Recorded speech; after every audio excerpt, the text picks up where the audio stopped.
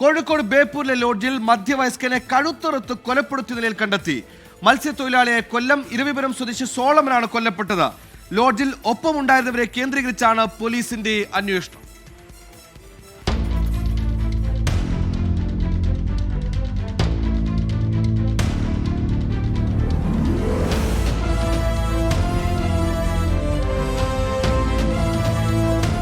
ബേപ്പൂർ ഹാർബറിന് സമീപത്തെ ലോഡ്ജിലാണ് സോളമന്റെ മൃതദേഹം കണ്ടെത്തിയത്. മുറിക്ക് സമീപം രക്തപ്പാടുകൾ കണ്ടതിനെ തുടർന്ന് ലോഡ്ജ് ഉടമ അകത്ത് കയറി പരിശോധിച്ചപ്പോഴാണ് മൃതദേഹം കണ്ടത്. പുറത്ത് കുറേ രക്തക്കറ കാണുന്നുണ്ട്. അപ്പോൾ ആദ്യം ഞാൻ പാൻ തുപ്പിടണ വരേണ്ടി പേർക്ക് അതാണെന്ന് വെച്ച് ഞാൻ ആദ്യം തുണിയാണ് തുടച്ചു നോക്കി.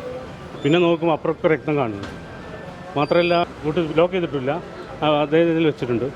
അങ്ങനെ ഞാൻ തുറന്നു നോക്കിയപ്പോൾ ബോഡിയാണ് കാണുന്നത്. അനീഷ് എന്നയാളുടെ പേരിലാണ് മുറിയെടുത്തിരുന്നത്. മുറിയുടെ താക്കോൽ സുഹൃത്തുക്കളെ ഏൽപ്പിച്ച ഇയാൾ 2 ദിവസം മുൻപ് വീട്ടിൽ പോയിരുന്നു. സോളമനൊപ്പം ഈ സുഹൃത്തുക്കൾ ഇന്നലെ രാത്രി മുറിയിലെത്തി. പിന്നാലെയാണ് കൊലപാതകം നടന്നത്. ഒപ്പമുണ്ടായിരുന്നവരെ കേന്ദ്രീകരിച്ചാണ് പോലീസിന്റെ അന്വേഷണം. ഇവിടുന്ന് കുറച്ച് ആളുകൾ മിസ്സിംഗ് ഉണ്ട്. അവരെ ചുറ്റിപ്പറ്റിയിട്ടാണ് അന്വേഷണം. ഫിഷിങ്ങിന് വന്നാണ് ഇവിടെ. എന്താ കാരണം എന്ന് മനസ്സിലായിട്ടില്ല.